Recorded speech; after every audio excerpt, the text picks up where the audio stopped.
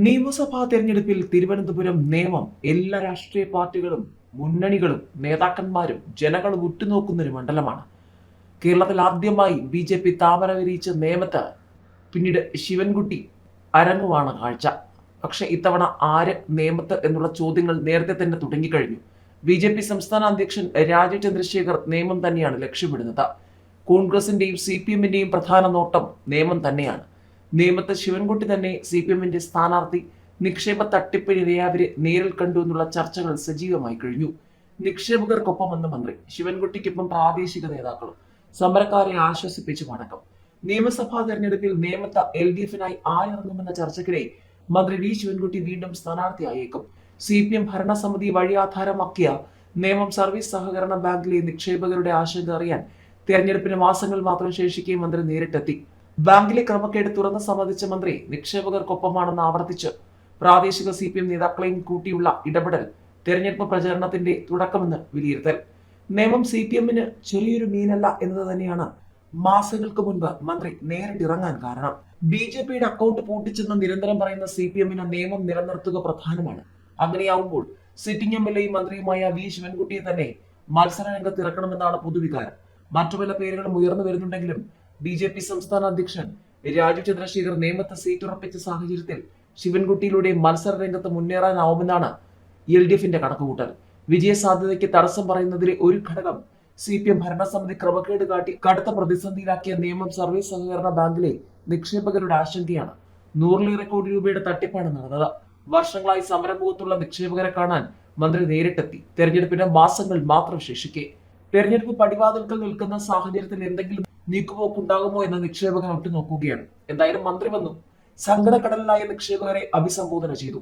പണം നഷ്ടപ്പെട്ടതിന്റെ പേരിൽ കലഹിച്ചു നിൽക്കുന്നവരെ ഒപ്പം കൂട്ടാൻ ശ്രമിക്കുന്ന CPM-നും ശിവൻകുട്ടിക്കും നിയമസഭാ തെരഞ്ഞെടുപ്പിൽ ഇത് ആദ്യ പ്രചാരണ കൺവെൻഷന് സമാനം തന്നെയാണ്. നിയമസഭാ തെരഞ്ഞെടുപ്പിൽ നേമത്തിറങ്ങുമെന്ന് BJP സംസ്ഥാന അധ്യക്ഷൻ രാജീവ് ചന്ദ്രശേഖർ വ്യക്തമാക്കിയതിന് പിന്നാലെ നേമത്ത് ശശി തരൂർ ഇറങ്ങണമെന്ന ഒരു വിഭാഗം ചർച്ചകൾ തുടങ്ങി വെച്ചിരുന്നു. രാജീവ് ചന്ദ്രശേഖറിന് ഒത്ത എതിരാളി തലസ്ഥാനത്ത് സജീവം ശശി തരൂർ തന്നെയാണ് നേമത്തിന്റെ താരമെന്ന് കോൺഗ്രസിലെ ഒരു വിഭാഗം ചർച്ചകൾക്ക് തുടക്കമിട്ടിരുന്നു. പക്ഷേ നേമത്ത് കോൺഗ്രസ് ആരെ ഇറക്കുമെന്നുള്ളത് വലിയ ചോദ്യമാണ്. നിയമസഭാ തെരഞ്ഞെടുപ്പിൽ UDF-ന് വേണ്ടി മത്സര രംഗത്ത് ഇറങ്ങാനൊരുങ്ങുന്ന നേതാവ് ആരായിരിക്കും? BJP വോട്ടുകൾ പോലും പിടിക്കാൻ ശശി തരൂരിന് കഴിയുമെന്നാണ് ചിലരുടെ വിലയിരുത്തൽ. UDF-ലും കോൺഗ്രസിനൊപ്പവുമാണെങ്കിലും ശശി തരൂർ പലപ്പോഴും പ്രധാനമന്ത്രി നരേന്ദ്രമോദിയെ പുകഴ്ത്തി സംസാരിക്കുന്ന സാഹചര്യം ഉണ്ടായിരുന്നു. അതിലൂടെ BJP അണികൾക്കും തരൂർ സ്വീകാര്യനാണ് എന്നാണ് വിലയിരുത്തൽ.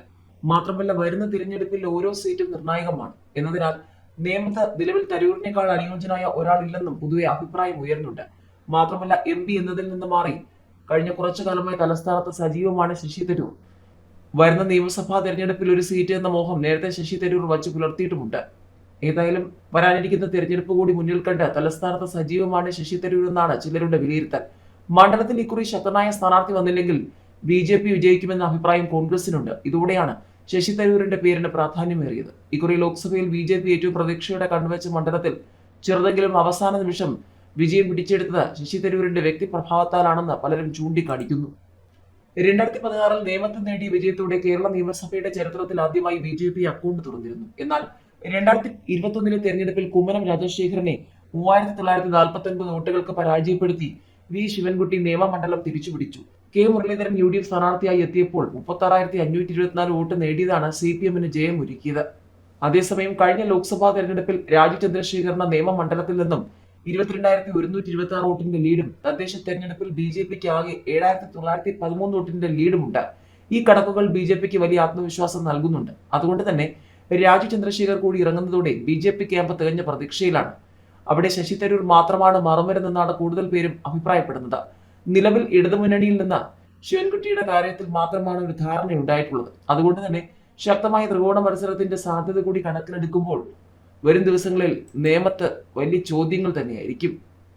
ഏതായാലും നേമത്ത് നിന്നും നിയമസഭയിലേക്ക് മത്സരിക്കുമെന്ന് സ്ഥാനാർത്ഥിത്വം പ്രഖ്യാപിച്ച് രാജീവ് ചന്ദ്രശേഖർ കളത്തിലുണ്ട്. ശിവൻകുട്ടിയും നേമത്ത് ഇറങ്ങിയിട്ടുണ്ട്.